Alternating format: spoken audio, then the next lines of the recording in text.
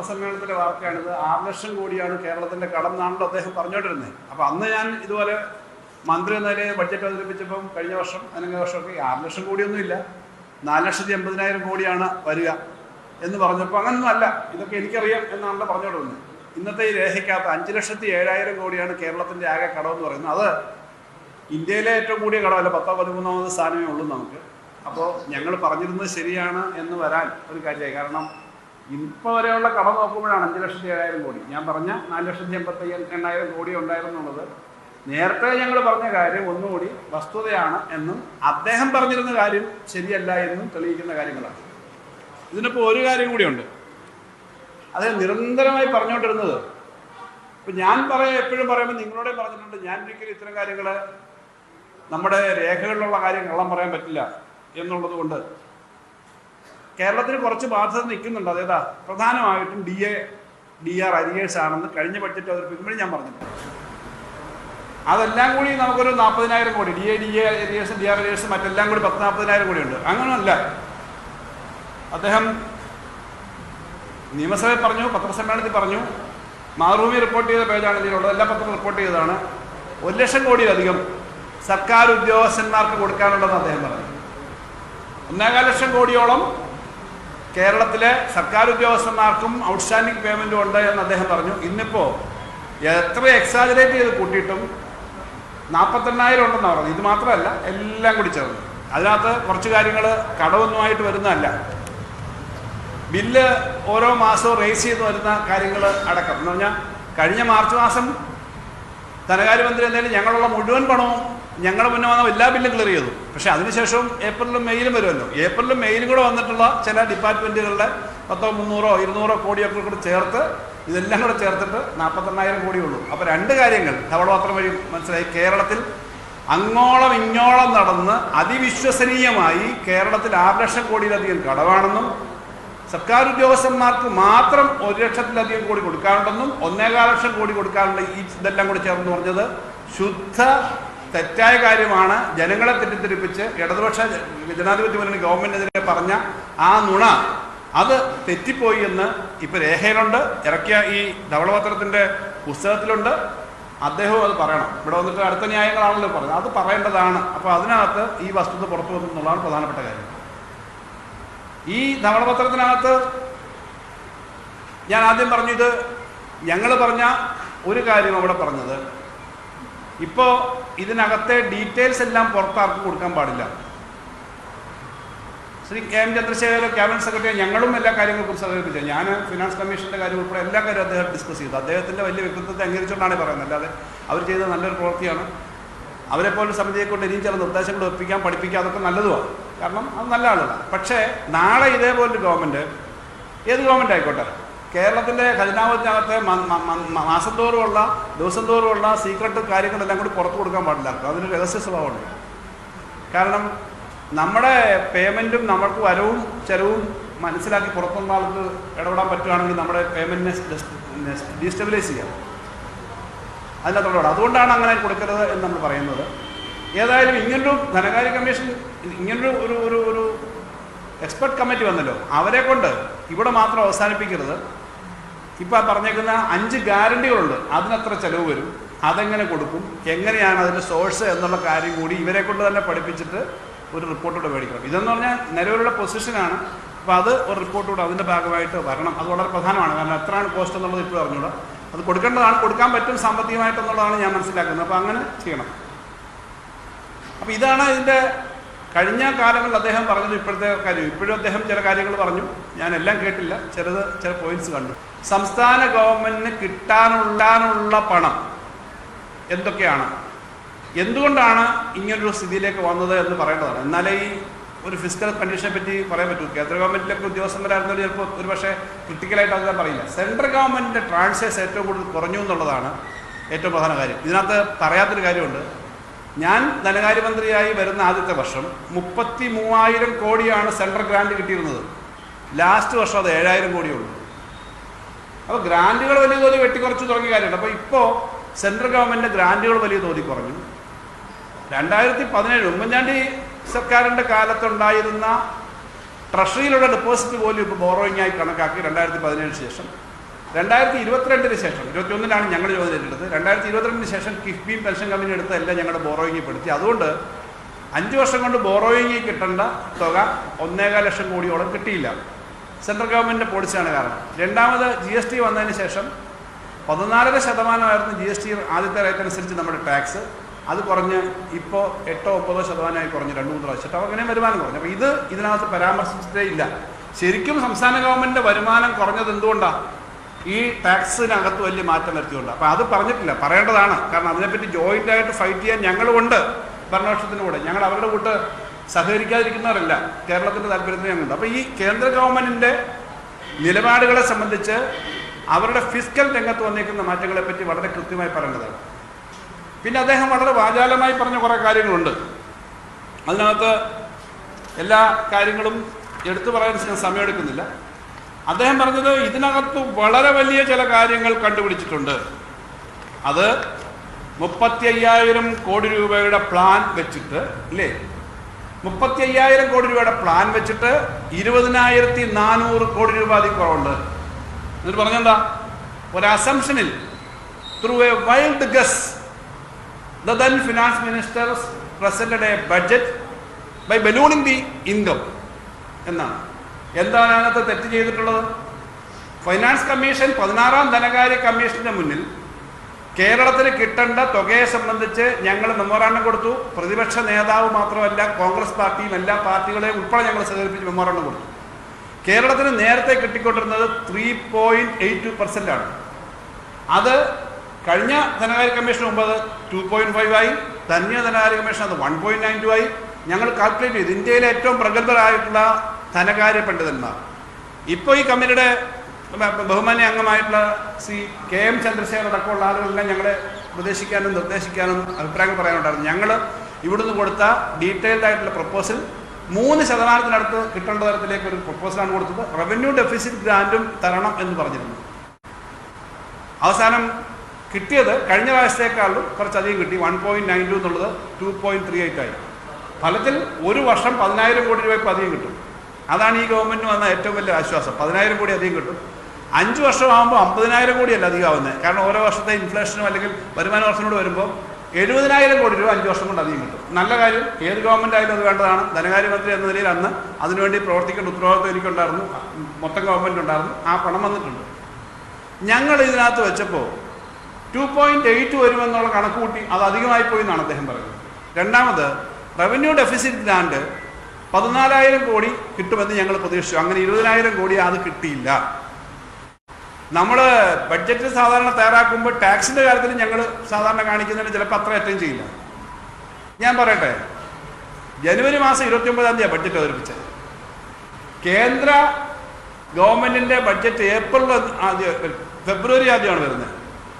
ഫെബ്രുവരി ആദ്യം വരുന്ന ആ കേന്ദ്ര ബഡ്ജറ്റിനൊപ്പമാണ് 16ാം ധനകാര്യ കമ്മീഷൻ്റെ റിപ്പോർട്ട് വരുന്നത്. അതിനു മുമ്പ് കേരളത്തിൽ അവതരിപ്പിച്ച ബഡ്ജറ്റിൽ ഞങ്ങൾ 2.4 കിട്ടും അല്ലെ 2.2 കിട്ടും എന്ന് എഴുതി വെച്ചാൽ കേന്ദ്ര ഗവൺമെൻറ് ന്യായമല്ലേ? ഇതാ കേരളം തന്നെ പ്രതീക്ഷിച്ചത് ഇത്രയാണ്, ഞങ്ങൾക്ക് കിട്ടേണ്ട അർഹതയുണ്ടെന്നുള്ളത് അതിൽ കാണിക്കണം. അതൊരു ഫിസിക്കൽ ഡിസിഷനാണ്, പൊളിറ്റിക്കൽ ഡിസിഷനാണ്. ആ പണം കേരളത്തിന് കിട്ടേണ്ടതാണ്. കാരണം സുപ്രീം കോടതിയിൽ ഉൾപ്പെടെ കേസ് നടത്തി നമ്മുടെ കാര്യത്തിന് ഫൈറ്റ് ചെയ്തുകൊണ്ടിരിക്കുകയാണ്. ഞങ്ങളായിരുന്നു കേസ് കൊടുത്തത്. പക്ഷേ ഇപ്പോഴത്തെ ഗവൺമെൻറ് ശ്രീ VD സതീശൻ നേതൃത്വം കൊടുക്കുന്ന UDF ഗവൺമെൻറ്റാണ്. കോൺസ്റ്റിറ്റ്യൂഷൻ ബെഞ്ചിന് മുമ്പിൽ ആ കേസ് വരുമ്പോൾ അവർ കേസ് നടത്തുന്നോ ഇല്ലയോ എന്നുള്ളത് അവരുടെ സ്വഭാവം. കേസ് നടത്തേണ്ടതാണ്. ചിലപ്പോൾ BJP ഗവൺമെൻറ് ആയതുകൊണ്ട് ഇനി അവർ നടത്തത്തില്ലയോ എന്ന് എനിക്കറിയില്ല. പക്ഷേ നമ്മുടെ ആ ഫിനാൻഷ്യൽ ആർഗ്യുമെൻറ്റ് അതിനകത്ത് കിടക്കേണ്ടത്. അതുകൊണ്ടാണ് ഞങ്ങൾ 2.8% വെച്ചത്. അപ്പോൾ 4,000 കോടി അതിൽ കുറവുണ്ടെന്നാണ്. പിന്നെ റവന്യൂ ഡെഫിസിറ്റ് ഗ്രാൻഡ് 14,000 കോടി കുറഞ്ഞു. എന്തോ വലിയൊരു വഞ്ചന നടത്തി പറ്റിച്ചു എന്നുള്ള അറിയത്തില്ല. ഇങ്ങനെയൊക്കെ പറയാൻ കൊള്ളാവോ? അദ്ദേഹം ഇപ്പോൾ മുഖ്യമന്ത്രിയല്ലേ? റവന്യൂ ഡെഫിസിറ്റ് ഗ്രാൻഡ് എന്ന് പറഞ്ഞാൽ ഇന്ത്യ ഉണ്ടായ കാലം മുതൽ, അല്ലെങ്കിൽ ഇന്ത്യയിൽ ധനകാര്യ കമ്മീഷൻ വെച്ചിരുന്ന കാലം മുതൽ ഈ 16ാം ധനകാര്യ കമ്മീഷൻ വരെ എല്ലാ ധനകാര്യ കമ്മീഷൻ്റെ റെക്കമെൻഡേഷനിലും റവന്യൂ ഡെഫിസിറ്റ് ഗ്രാൻഡ് ഉണ്ടായിരുന്നു. ഇതാദ്യമായിട്ടാണ് റവന്യൂ ഡെഫിസിറ്റ് ഗ്രാൻഡ് നിർത്തുന്നത്. ഞങ്ങളെന്താ എവിടെയും പോയിട്ട് മുൻകൂട്ടി വലിയ ജോത്സ്യം നോക്കിയിട്ട് ഇത് കിട്ടത്തില്ല എന്ന് പറഞ്ഞ് കേരളത്തിന് വേണ്ടാന്ന് പറയണോ? കേരളത്തിലെ ഗവൺമെൻറ്റുകളുടെ കണ്ടിന്യൂഷനാണ്. ഇടതുപക്ഷ ജനാധിപത്യ മുന്നണി ഗവൺമെൻറ്റിൻ്റെ ലാസ്റ്റ് ബഡ്ജറ്റ് അവതരിപ്പിക്കും. ഫിനാൻസ് കമ്മീഷൻ്റെ റിപ്പോർട്ടിനെ സംബന്ധിച്ച് ഞങ്ങളുടെ അഭിപ്രായം റവന്യൂ ഡെഫിസിറ്റ് ഗ്രാന്റ് കിട്ടുമെന്നാണ്. അതിൻ്റെ കണക്കുകൾ കൊടുത്തിട്ടുണ്ട്. സാധാരണ എല്ലാ ബഡ്ജറ്റിലും റവന്യൂ ഡെഫിസിറ്റ് ഗ്രാന്റ് കൊടുക്കും. അത് തന്നില്ല. ഇപ്പോഴും റവന്യൂ ഡെഫിസിറ്റ് ഗ്രാന്റ് തരത്തില്ല എന്ന് കേന്ദ്ര ഗവൺമെൻറ് പറഞ്ഞിട്ടില്ല കേട്ടോ. ആ റെക്കമെൻഡേഷൻ്റെ ആ ഭാഗം ബ്ലാങ്കായിട്ട് ഇട്ടേക്കുന്ന ഒരു പക്ഷേ central government revenue deficit grant തരാം. അഥവാ റവന്യൂ ഡെഫിസിറ്റ് ഗ്രാന്റ് തരുന്നില്ലെങ്കിൽ 4-5 ലക്ഷം കോടി രൂപ ഓരോ വർഷവും അല്ലെങ്കിൽ ആകെ ഒരു പീരീഡിൽ അത് ഡിസ്ട്രിബ്യൂട്ട് ചെയ്ത് സ്റ്റേറ്റിന് കിട്ടുകയും ചെയ്യും. ആ പണം ഉണ്ടോ അവിടെ. പക്ഷെ പ്രശ്നം ഇവിടെ എന്താ? രാഷ്ട്രീയം പറയുമ്പം കേരളത്തിലെ പ്രതിപക്ഷത്തിനെ ആക്രമിക്കാൻ വേണ്ടി മാത്രം പറയാൻ പാടില്ല. എന്തുകൊണ്ടാണ് കോൺഗ്രസ് പാർട്ടിയുടെ നേതാവായ ഹിമാചൽ പ്രദേശ് മുഖ്യമന്ത്രി ഡൽഹിയിൽ പോയി പ്രധാനമന്ത്രിയെയും ധനകാര്യമന്ത്രിയെയും കണ്ടിട്ട് വലിയ പരാതി പറഞ്ഞത് ഫിനാൻസ് കമ്മീഷനെ പറ്റി? അദ്ദേഹം പറഞ്ഞ പരാതി, ഞങ്ങൾക്ക് റവന്യൂ ഡെഫിസിറ്റ് ഗ്രാന്റ് നിർത്തിക്കളഞ്ഞു ആദ്യമായിട്ട്, അതുകൊണ്ട് ഞങ്ങൾക്ക് ശമ്പളം കൊടുക്കാൻ പറ്റുന്നില്ല, ഞങ്ങൾ 30% ശമ്പളം വെട്ടിക്കുറച്ചു എന്നാണല്ലോ കോൺഗ്രസ് VD സതീശൻ ബഹുമാനപ്പെട്ട മുഖ്യമന്ത്രിയുടെ പാർട്ടിയുടെ നേതാവും ഹിമാചൽ പ്രദേശിലെ കോൺഗ്രസ് മുഖ്യമന്ത്രിയായിട്ടുള്ള അദ്ദേഹം പറഞ്ഞത്. അപ്പോൾ റവന്യൂ ഡെഫിസിറ്റ് ഗ്രാന്റ് ഇന്ത്യയിൽ ആദ്യമായിട്ട് നിർത്തി. ഇവിടെ നിർത്തി എന്നുള്ളതിന് ഇടതുപക്ഷത്തിൻ്റെ പ്രതിപക്ഷ നേതാവ് പിണറായിയെയും ഞങ്ങളെയും ഇടതുപക്ഷ ഗവൺമെന്റിനെയും പഴയ ഗവൺമെന്റിനെയും കുറ്റം പറയല്ല, BJP കാണിച്ചത് മര്യാദകേടാണ് എന്ന് പറയാനുള്ള തൻ്റെ ഇടം കാണിക്കുക വേണ്ടത്. അല്ലാതെ റവന്യൂ ഡെഫിസിറ്റ് ഗ്രാന്റ് വേണം എന്ന് ഞങ്ങൾ പറഞ്ഞാണോ തെറ്റ്? ഹിമാചൽ പ്രദേശ് മുഖ്യമന്ത്രി പറഞ്ഞതും കർണാടകത്തിലെ മുഖ്യമന്ത്രി പറഞ്ഞതും തെലങ്കാനയിലെ മുഖ്യമന്ത്രി പറഞ്ഞതും ഞങ്ങളും പറഞ്ഞുള്ളൂ. കാരണം കേരളത്തിന് ഇൻട്രസ്റ്റ് ആണ്. ഇതുവരെയുള്ള 15 ധനകാര്യ കമ്മീഷനുകളും തന്നിട്ടുള്ള റവന്യൂ ഡെഫിസിറ്റ് ഗ്രാന്റ് ഇതാദ്യമായിട്ട് ഡിനേ ചെയ്തു. അതാണ്. അപ്പോൾ അതുകൊണ്ട് ആ 20,000 കോടി രൂപ കുറയ്ക്കും പ്ലാനിൽ നിന്നാണ്. ഞാനൊരു കാര്യം വളരെ കൃത്യമായി പറയാം. ബഡ്ജറ്റ് വരുന്നതേ ഉള്ളൂ. അതാണ് ഏറ്റവും പ്രധാന പോയിന്റ് ഞാൻ നിങ്ങളുടെ മുന്നിൽ പറയണമെന്ന് ആഗ്രഹിക്കുന്നത്. 20,000 കോടി രൂപ കുറച്ച് പ്ലാനിൽ കുറയ്ക്കാനുള്ള ഐഡിയ എന്നാണ് അദ്ദേഹത്തിൻ്റെ സ്റ്റേറ്റ്മെൻറ്റിൽ നിന്ന് മനസ്സിലായത്. പ്ലാനിൽ 20,000 കോടി കുറഞ്ഞെന്ന, പ്ലാനിലല്ല, ബഡ്ജറ്റിൽ 20,000 കോടിയുടെ ഈ കാൽക്കുലേഷൻ വ്യത്യാസം വരും. പക്ഷേ ബഡ്ജറ്റിനകത്ത് മറ്റ് സ്ഥലങ്ങളിൽ നോൺ പ്ലാൻ ഐറ്റത്തിനുൾപ്പെടെ ഇതിന് പറ്റുന്ന സേവിങ്സ് ഉണ്ട്. ഞാൻ എൻ്റെ ഓർമ്മയിൽ നിന്ന് തന്നെ സാലറി ആൻഡ് പെൻഷൻ ഹെഡിൽ 96,000 കോടിയുണ്ട്. സാധാരണ കോസ്റ്റ് 80,000 കോടിയേ വരൂ. ഞാൻ ഓരോന്നും പറയാം. ബഡ്ജറ്റ് ഡോക്യുമെന്റിന്റെ ഡീറ്റെയിൽസ് ഞാനിപ്പോൾ പറയുന്നത് ഉചിതമല്ല, ഞാൻ അസംബ്ലി വരുമ്പോൾ പറഞ്ഞോളാം. പ്ലാൻ കട്ട് ചെയ്യാൻ പറ്റില്ല എന്നുള്ളതാണ് എൻ്റെ റിക്വസ്റ്റ്. പ്ലാൻ കട്ട് ചെയ്താൽ എന്താ? കംപ്ലീറ്റ് ഡെവലപ്മെന്റൽ ആക്ടിവിറ്റീസ് പോകും. ഇതെന്തിനാണ് ഇങ്ങനെ രേഖ ഇറക്കിയത്? അവർക്ക് ഇന്ദിരാ ഗ്യാരണ്ടി നടപ്പിലാക്കണമെങ്കിൽ പൈസ കണ്ടെത്തിക്കോ, പക്ഷെ പ്ലാൻ കട്ട് ചെയ്യണ്ട. ഈ പറ്റി പണമുണ്ട്, ഇത് നടത്തിക്കൊണ്ട് പോകാനുള്ള പണമുണ്ട്, അതിനകത്ത് പണമുണ്ട് എന്നുള്ളത് ആവർത്തിച്ച് ഞാൻ പറയുകയാണ്. 5 വർഷക്കാലം ഫിനാൻസ് കൈകാര്യം ചെയ്ത ഒരാളെന്നല്ലേ ഞാൻ പറയുകയാണ്. അതുകൊണ്ട് ഈ പണം എന്തോ വലിയൊരു തട്ടിപ്പ്. ഞാൻ പറഞ്ഞ ഹിമാചൽ പ്രദേശ് ഉൾപ്പെടെയുള്ള എല്ലാ സ്റ്റേറ്റിൻ്റെ പ്രശ്നമാണ്. അപ്പം പണം അതിനകത്ത് എടുക്കാനുള്ള പണമുണ്ട്.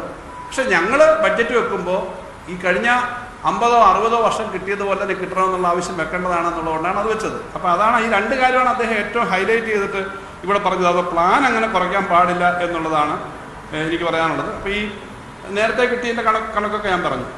പിന്നെ ഇവിടെ ഈ ധവളപത്രത്തിൻ്റെ അകത്ത് ഉള്ള ഒരു പോയിന്റിങ് ഉണ്ടല്ലോ എങ്ങോട്ടാണ് എന്നുള്ളത്. അപ്പോൾ അവസാനം അദ്ദേഹം പറഞ്ഞു ആകെ കടമാണ് 48,000. അപ്പോൾ ഞാൻ പറഞ്ഞല്ലോ 1.25 ലക്ഷം കോടി ഉണ്ടെന്ന് അദ്ദേഹം തന്നെ പറഞ്ഞത്. വിഴുങ്ങിയിട്ട് ഇപ്പോൾ 48,000. ആ 48,000-ത്തിനകത്ത് DAയും മരിയേഴ്സും ഒക്കെയാണ് 35,000 കോടി പറഞ്ഞത്. അദ്ദേഹം പറഞ്ഞു ഇവിടെ സിവിൽ സപ്ലൈസിന് ഈ 2,800 കോടി ഉണ്ടെന്ന് പറഞ്ഞാൽ അതിനകത്ത് നെല്ലിൻ്റെ കൊടുക്കാനുള്ള പണമാണ് ഒരു ഭാഗം. നെല്ലിൻ്റെ കൊടുത്തന്നെയാണ്. നെല്ലിൻ്റെ കിട്ടാനുള്ളത് കേന്ദ്രത്തിൽ നിന്ന് മാത്രം 1,500 കോടി കിട്ടാനുണ്ട്. ഇപ്പോൾ PM ശ്രീ നമ്മൾ ഒപ്പിട്ടില്ലല്ലോ. PM ശ്രീ ഒപ്പിട്ടാലും ഇല്ലേലും തരണ്ട. 1,500 കോടിയിലധികം രൂപ കേന്ദ്ര ഗവൺമെന്റിൽ നിന്ന് കിട്ടേണ്ടതുണ്ട്. PM ശ്രീ ഒപ്പിടണ്ടെന്ന് ഞങ്ങൾ തീരുമാനിച്ചു. PM ശ്രീയുടെ കിട്ടിയിട്ടില്ല. അതിന് പണം കിട്ടാനുണ്ട്. UGC ഇന്ത്യയിലെ ഒരൊറ്റ സ്റ്റേറ്റിൽ മാത്രമേ കൊടുത്തുള്ളൂ, ഗുജറാത്തിന് മാത്രമേ കൊടുത്തിട്ടുള്ളൂ. 1,500 കോടി കിട്ടാനുണ്ട്. അദ്ദേഹം ഇവിടെ കുറേ കണക്കുകൾ പറഞ്ഞു. അദ്ദേഹത്തിന് കിട്ടിയ ഫീഡ്ബാക്ക് ആയിരിക്കും ഇങ്ങനെ പണം ഓരോ സ്ഥലത്തും കിട്ടാനുണ്ട്. ഒരു കണക്ക് കൂടി ഞാൻ പറയാം. 48,000 കോടി എന്നാണല്ലോ അദ്ദേഹം പറയുന്നത്. 2016 ഞങ്ങൾ ഗവൺമെന്റ് ഇറക്കിയ ധവളപത്രമുണ്ട് അന്നത്തെ. അന്ന് 25,000 കോടി രൂപ ഡ്യൂസ് ഉണ്ട്. ഏത് ഗവൺമെന്റ് സമയത്തും ഒരു ഡ്യൂസ് വരും. ഇപ്പോൾ ഉദാഹരണത്തിന് നമ്മൾ SC/ST പോലുള്ള വളരെ ടച്ചിങ് ആയുള്ള മേഖലകളെന്ന് പറഞ്ഞു. SC/STയുടെ വന്ന മുഴുവൻ ബില്ലുകളും നമ്മൾ എല്ലാം തീർത്തതാണ്. പക്ഷേ പിന്നീട് മാർച്ച് മാസത്തിലോ ഏപ്രിൽ മാസത്തിലോ വരുന്ന ഏതെങ്കിലും ബില്ലുകൾ കാണും. 300 ചില്ലാനം കോടിയുണ്ട്. 300 ചില്ലാനം കോടിയുണ്ട്. പക്ഷേ സ്കോളർഷിപ്പ് ഞങ്ങളുടെ സമയത്ത് തന്നെ UGC SC/ST സ്കോളർഷിപ്പ് കുടിശ്ശിക 4,770 കോടി രൂപ തീർത്തതാണ് ഞങ്ങൾ. എന്ന് പറഞ്ഞാൽ ഏറ്റവും ലാസ്റ്റ് കോവിഡ് സമയത്തുണ്ടാകുന്ന കൂടെ തീർത്താണ്. 300 ചില്ലാനം കോടി രൂപ പിന്നെ ബില്ല് റൈസ് ചെയ്ത് വന്നതാണ്. കാരണം പണം അവിടെ ഇല്ലാതില്ല. ഇതുപോലുള്ള കാര്യത്തിൽ ഒരു തടസ്സവും ഇല്ല. അപ്പം അത് നമ്മൾ രാഷ്ട്രീയം പറയാം, പക്ഷേ ബേസിക്കായ കാര്യങ്ങളിൽ ഫാക്ട് പറയണം. അപ്പം ഞാൻ പറഞ്ഞത് പ്ലാൻ കട്ട് ചെയ്യേണ്ട കാര്യമില്ല. ഈ പറഞ്ഞ പണം അവിടെ ഉണ്ട്. ഞങ്ങൾ 20,000 കോടി രൂപ എക്സ്പെക്ട് ചെയ്ത് വെച്ചു എന്നുള്ള സത്യമാണ്. എവിടെ ഒളിച്ചു വെക്കുന്നില്ല. അത് കള്ളത്തരമല്ല, പിന്നെ തെറ്റായ രീതിയല്ല. റവന്യൂ ഡെഫിസിറ്റ് ഗ്രാൻഡ് തരാതിരുന്നത് തെറ്റാണ്, തരുന്നതാണ് എന്നുള്ളതുകൊണ്ടാണ് അത് വെച്ചത്. പിന്നെ കണക്കും അതിനകത്ത് വെച്ചാൽ അതിനകത്ത് വ്യത്യാസമില്ല. പക്ഷേ ഇവിടുത്തെ ഏറ്റവും പ്രധാന പ്രശ്നം, മറ്റെല്ലാ കാര്യങ്ങളിലേക്കും ഞാൻ പോകുന്നില്ല, ഇവിടുത്തെ ഏറ്റവും പ്രധാന പ്രശ്നം ഈ ഡോക്യുമെൻറ്റിൻ്റെ ഒരു ഫോക്കസാണ്. റീസ്ട്രക്ചറിങ്ങിന് വേണ്ടിയിട്ടുള്ള കുറേ കാര്യങ്ങൾ അതിലുണ്ട്. അതിലൊന്നാമത്തെ കാര്യം, സർക്കാർ ജീവനക്കാർക്കൊരു വിസ്മയം പറഞ്ഞിട്ടുണ്ട്. അത് പെൻഷൻ പ്രായം വർദ്ധിപ്പിക്കുന്നതായിരിക്കും. 6,000 കോടി രൂപ ഒരു വർഷം കിട്ടുമെന്നുള്ള കണക്കും അതിനകത്തുണ്ട്. എന്തായാലും അവർ തീരുമാനിക്കട്ടെ, അതിനെപ്പറ്റിയൊക്കെയുള്ള അഭിപ്രായങ്ങൾ വരട്ടെ. അതാണ് ഒരു കാര്യം. 6,000 കോടി വെച്ച് ഒരു വർഷം കിട്ടും. അപ്പോൾ ശമ്പള പരിഷ്കരണത്തിൻ്റെയൊക്കെ കമ്മീഷൻ സാധാരണഗതിയിൽ ഇതേ സമയത്തൊക്കെ തന്നെയാണ് വെക്കുന്നത്. ഞങ്ങൾ ശമ്പള പരിഷ്കരണത്തിനകത്ത് ഫിറ്റ്മെൻ്റ് ഒഴിച്ചുള്ള ബാക്കി എല്ലാ കാര്യവും കൊടുത്തു കഴിഞ്ഞു. പിന്നെ കുറച്ച് കുടിശ്ശിക വരും. ആ കുടിശ്ശികയുടെ കാര്യം നേരത്തെ പറഞ്ഞു. അപ്പോൾ 6,000 കോടി വെച്ച് സേവിങ്സ് വരുമ്പോൾ റിട്ടയർമെൻറ്റ് ഏജിൻ്റെ കാര്യത്തിനകത്തായിരിക്കും അതൊരു ഡയറക്ഷൻ. രണ്ടാമത്തെ ഏറ്റവും പ്രധാനപ്പെട്ട കാര്യം, പബ്ലിക് സെക്ടർ അണ്ടർടേക്കിങ്സ് PSUs കൃത്യമായി മോണിറ്റൈസ് ചെയ്യാൻ വേണ്ടി തീരുമാനിച്ചിട്ടുണ്ടെന്നാണ് ഈ ഡോക്യുമെൻറ്റിൽ നിന്ന് കാണുന്നത്. വിൽക്കാൻ തീരുമാനിച്ചിട്ടുണ്ട്. എന്ന് വെച്ചാൽ അങ്ങനെയുള്ളത് മതി, കാരണം കൂടുതൽ PSUs ഉണ്ട്. അത് വിറ്റിട്ട് അതിൻ്റെ പണം മേടിക്കും.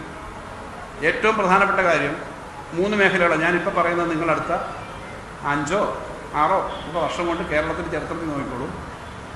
ഇലക്ട്രിസിറ്റി മേഖല സ്വകാര്യവൽക്കരിക്കാനുള്ള ഡയറക്ഷൻ ഈ രേഖയുണ്ട്.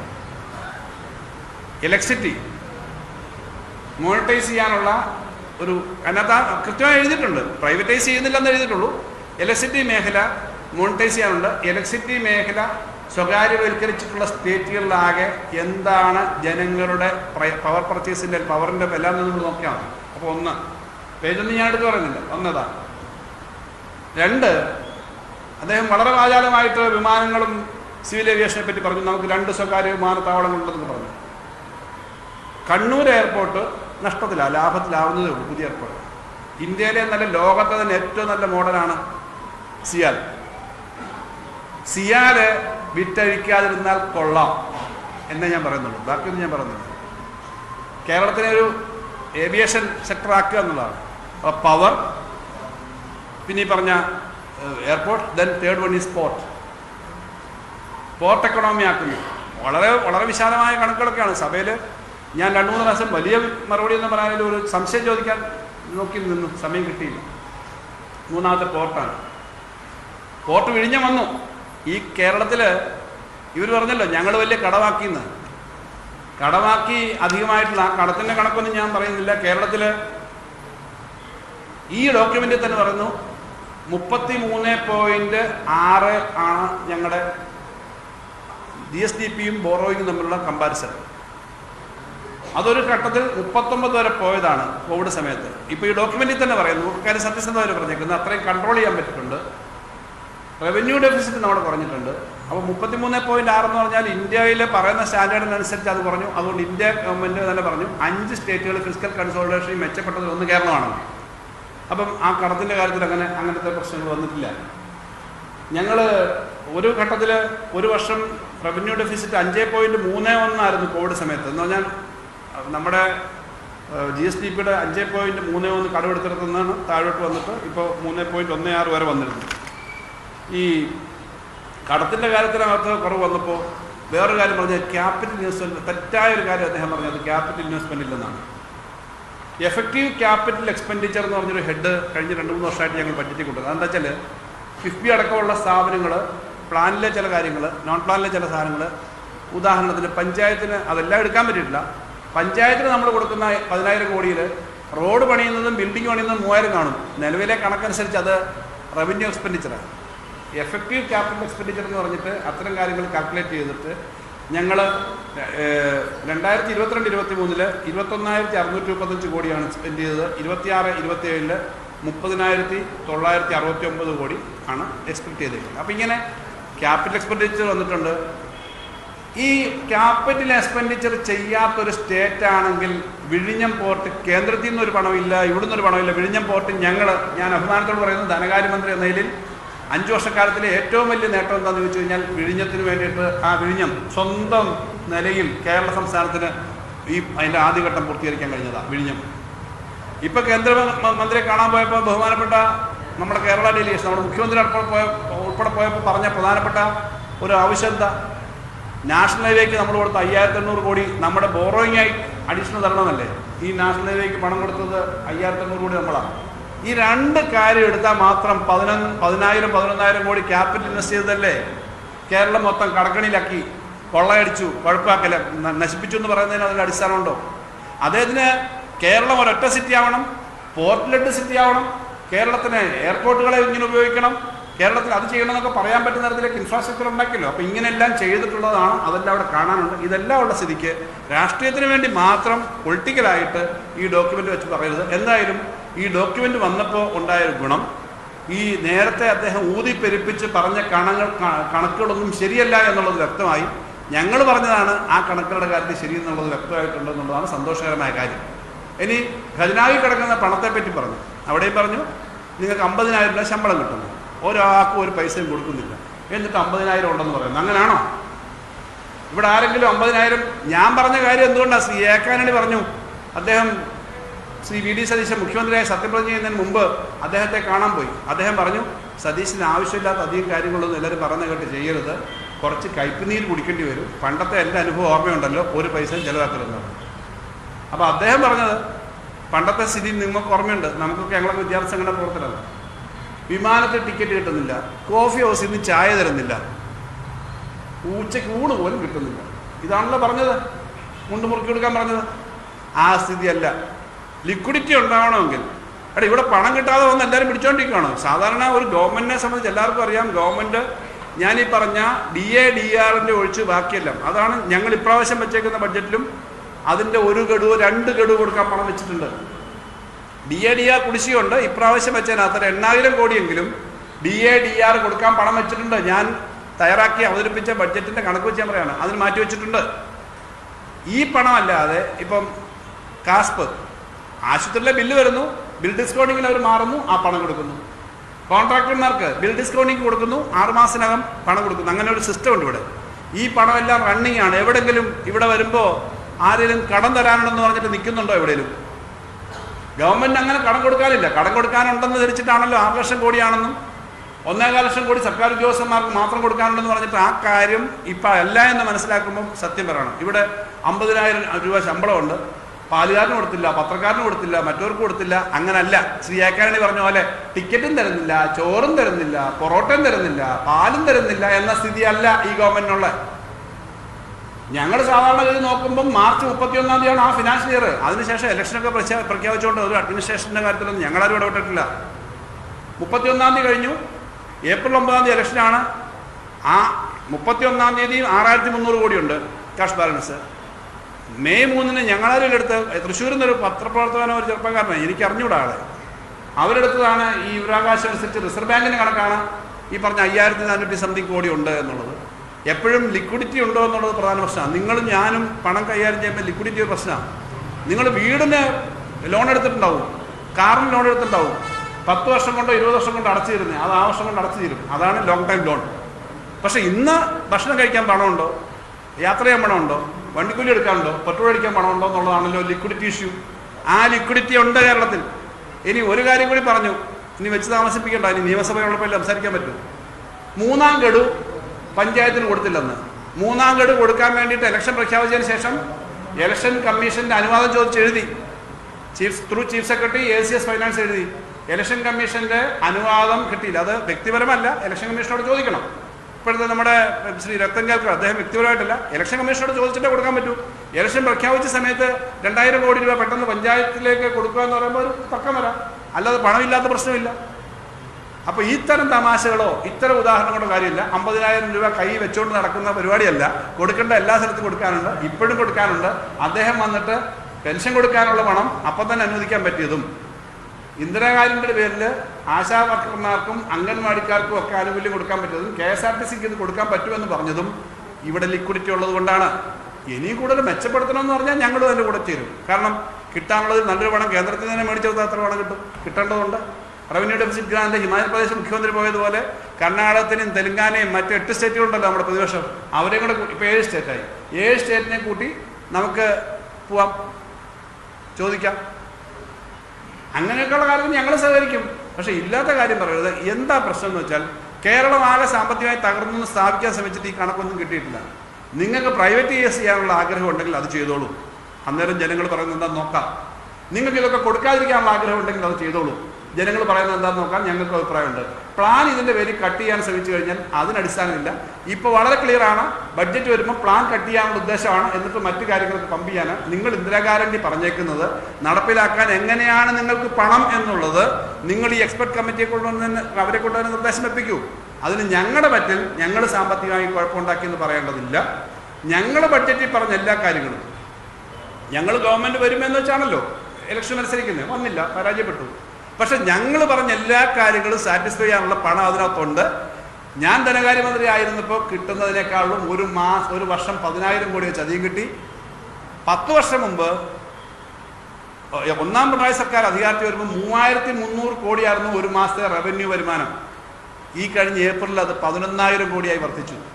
കഴിഞ്ഞ വർഷം കിട്ടുന്നതിനേക്കാളും ഒരു മാസം 1,500 കോടിയെങ്കിലും അധികം ഇപ്പോൾ ഉണ്ട്. കാരണം കഴിഞ്ഞ വർഷത്തെ റവന്യൂ കഴിഞ്ഞ 5 വർഷത്തെ ഓരോ മാസത്തെ വരുമാനം എനിക്കറിയാവുന്നതുകൊണ്ട് പറയുകയാണ്. ടാക്സിൻ്റെ കാര്യത്തിൽ, GSTയുടെ കാര്യത്തിൽ ഇന്ത്യയിൽ ഏറ്റവും വലിയ ഗ്രോത്ത് ഏപ്രിൽ മാസത്തിൽ അതിനു മുമ്പും അതിനുശേഷവും കേരളത്തിലാണ്. അപ്പോൾ അങ്ങനെ ഒരു സ്ഥിതിയാണ്. അപ്പോൾ അത്രയും ചെയ്ത ചില നല്ല കാര്യങ്ങളുണ്ട് LDFന്. വിചാരിക്കുന്നിടത്തരം കാര്യങ്ങൾ നടക്കുന്നില്ല എന്നൊക്കെ പറഞ്ഞാൽ പരസ്പരം ഈ കാര്യങ്ങൾ നമുക്ക് മനസ്സിലാക്കി പോകാം. പക്ഷേ എല്ലാം കുഴപ്പമാണ്, മൊത്തം അങ്ങ് പോയി എന്ന് പറയുന്നത് ശരിയല്ല എന്നുള്ളതുകൊണ്ട് ഇത്രയും പറയേണ്ടി വന്നതാണ്. അതുകൊണ്ട് ഈ രേഖയുടെ ബാക്കി കാര്യങ്ങൾ വിശദമായി ഓരോന്നും വെച്ചിട്ട് തരാം. ഇത്രയും പൊതുവായ കാര്യങ്ങളെന്ന് വെച്ച് പറയുന്നത്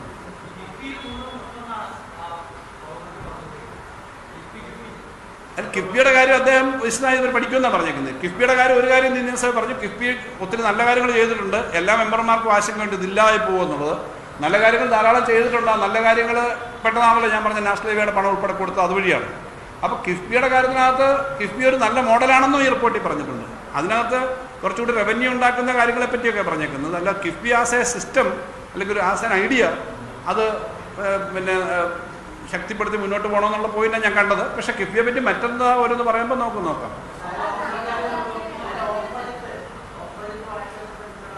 ഓഫ് ബഡ്ജറ്റ് അവർ പറഞ്ഞതിനകത്ത് ഞാനും പറയുന്ന കാര്യമാണ്. ഓഫ് ബഡ്ജറ്റ് എന്ന് പറയുന്നത് ഇപ്പോൾ ഒരു വർഷം 40,000 കോടിയാണ് സ്റ്റേറ്റിന് കടമെടുക്കാനുള്ളത്. കിഫ്ബി 5,000 കോടി എടുക്കുന്നു.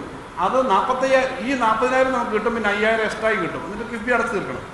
അതിനു പകരം 2022 മുതൽ അവർ ഈ 5,000 കൂടി നമ്മുടെ ഈ 40,000 പിടിച്ചു. അപ്പോൾ നമുക്ക് എഫക്റ്റീവ്ലി കിട്ടുന്നത് 35,000 ആയി. പിന്നെ ബാക്കി കിഫ്ബി. ഈ ഒരു പ്രശ്നം നമ്മളെ ബാധിച്ചിട്ടുണ്ട് സാമ്പത്തികമായി. പക്ഷേ അത് തുടങ്ങി വെച്ച വർക്കുകൾ മുന്നോട്ട് പോവുകയും ഈ കാര്യങ്ങൾ ചെയ്യുകയും ചെയ്യുന്നതിന് നമ്മൾ കിഫ്ബി എന്ന് പറയുന്നതിനെ ദുർബലപ്പെടുത്താൻ പാടില്ല എന്ന് പറഞ്ഞ് തന്നെ ഞാൻ മുന്നോട്ട് പോയത്. അപ്പോൾ കിഫ്ബി ദുർബലപ്പെടുത്താനായിട്ടുള്ള ശ്രമം ഉണ്ടാവില്ല എന്ന് ഞാൻ കരുതുന്നു.